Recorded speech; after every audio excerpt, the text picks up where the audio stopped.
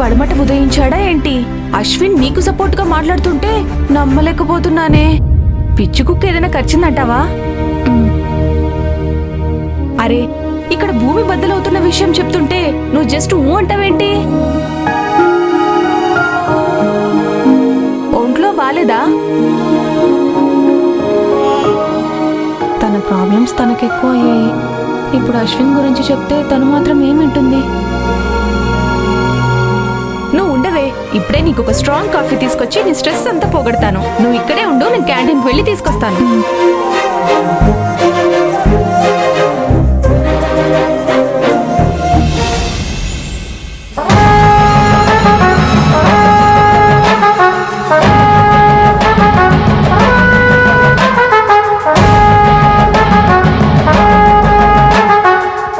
నన్నే తిట్టేస్తావా?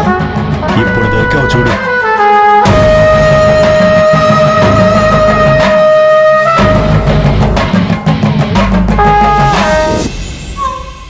చూడమ్మా, నువ్వు చేస్తుంది కరెక్టే, కానీ దీనివల్ల నువ్వే నష్టపోతావు. ఏం మాట్లాడుతున్నావే? అవునమ్మా, నువ్విలా హరి మీద కోప్పడుతుంటే మన హరి మనకే దూరం అవుతాడు. ఆ లక్ష్మికి దగ్గరై అది అనుకున్నది సాధించినట్టే కదా. నువ్వు నీ కొడుకుని దాని చేతిలో పెట్టినట్టే అవుతుంది. ఆ లక్ష్మికి కావాల్సింది కూడా అదే కదా.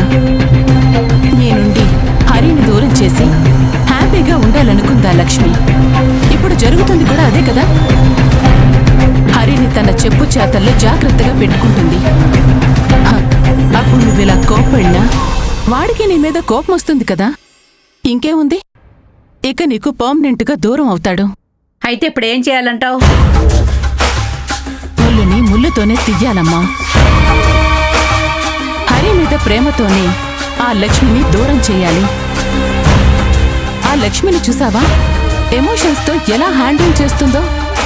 మనం కూడా అవే ఎమోషన్స్ని యూజ్ చేసుకొని హరిని లక్ష్మిని విడగొట్టాలి.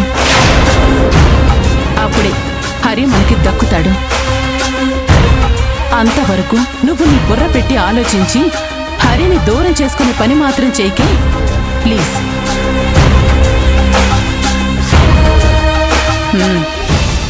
నువ్వు చెప్పింది కరెక్టేనే. ఇక నుంచి హరిని ఎమోషన్స్తోనే ఆడుకుంటాను. కానీ ఎక్కడి నుంచి మొదలు పెట్టాలంటావు?